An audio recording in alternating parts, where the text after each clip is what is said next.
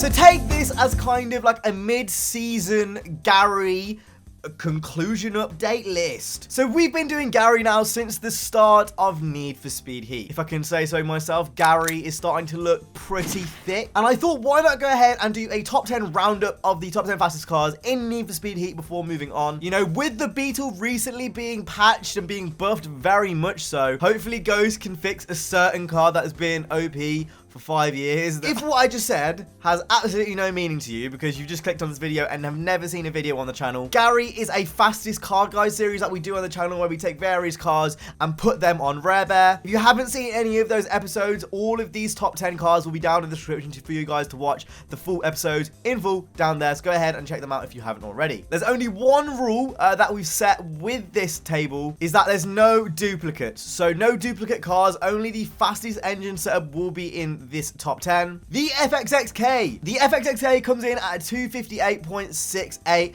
and to be honest, I think that's a relatively slow time, especially when you compare it to the rest of this top 10. A lot of people have been telling me to retest the FXXK, but I genuinely don't think it's that good of a car. Acceleration isn't quite there, especially when you go up in the further, you know, top 5 in the leaderboard. But definitely a respectable time. It is not slow. It sits in the middle of the pack, just above the S15 in the orange section. But the FXXK comes in at 10. Number 9 is the NA MX-5 with the Porsche engine. One of the first cars I tested on Gary, and it was absolutely rapid. I remember testing it out, you know, when the game first came out, and we didn't really have a lot of knowledge about what the cars were that were like the most OP in the game, etc. We kind of knew the RSR was good, but I had no clue that the NA MX-5 was gonna get such a good time. A whole second faster than the FXXK was definitely a respectable time. Going on to number 8 is the Ford GT, and this is where things start to get a little bit blurred and a little bit faster. A lot of the times from here on out are quite literally milliseconds. And it will come down to preference for a lot of it, but the Ford GT, again, one of those cars that accelerates absolutely rapid, loses very little speed in the corners, very similar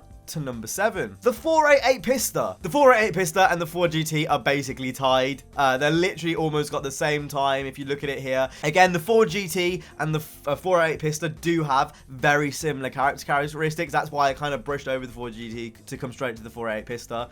And it is completely down to preference. I'm pretty certain any car after the Ford GT upwards, and even the NA MX-5 to be honest, you could probably dominate RSRs with if you are a good enough driver. The 2000 GTR. Almost a whole second faster than the 488 Pista. This is one of the fastest JDM cars in the game. Not the fastest, that's still yet to come. But the 2000 GTR is an absolutely rapid car in this game. One thing you'll find that with a lot of the fastest cars in this game, they tend to be the older cars because they don't weigh that much, and when you can put a big hefty engine in it, well, it just accelerates like crazy. VW Beetle with the F4 engine. So as I mentioned at the start of this video, the Beetle did get buffed in the last patch quite secretly, and now it's kind of back to where it was in Need for Speed Payback days. It was one of the most OP cars in Need for Speed Payback, and it's going back same to that kind of area in this game. Pre-patch, it was almost impossible to handle this car. Post-patch now, it is one of the best cars in the game quite easily. Still handles a little bit odd. It's still a little bit tail happy. It's not one of the most stable cars in the game by a long shot, but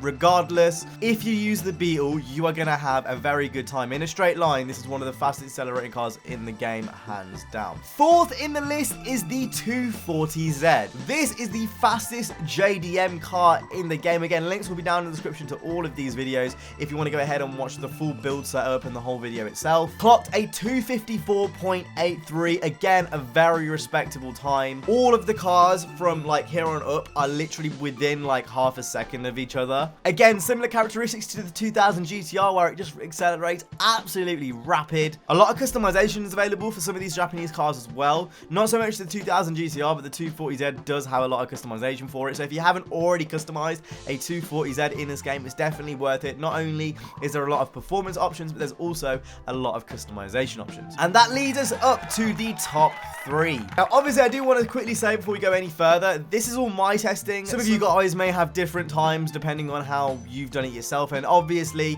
it is down to personal preference. All the times here were done on track suspension, track diffs with no NOS.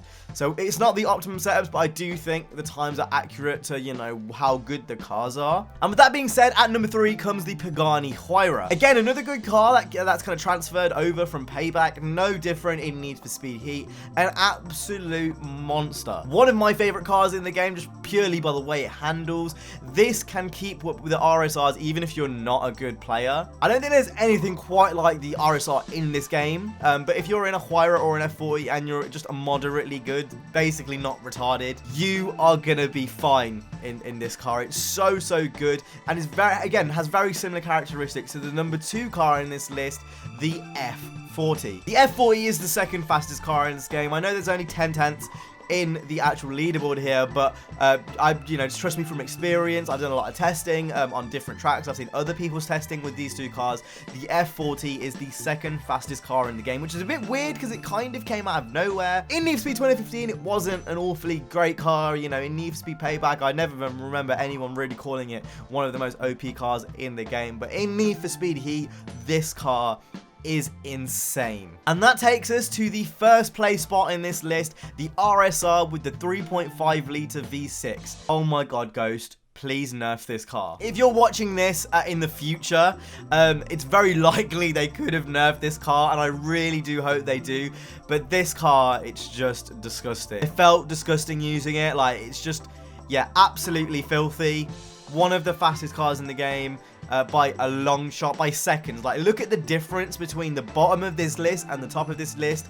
This needs to be squeezed and sorted out because at the moment the balancing in this game is absolutely terrible. But the RSR with the V6, the fastest car in the game. Again, if you want to go ahead and check out any of the full videos regarding all of these builds, the links will be down in the description. I hope you enjoyed this little mid-season roundup of Gary. I will see you guys tomorrow in a proper edited gameplay. Stay safe and peace.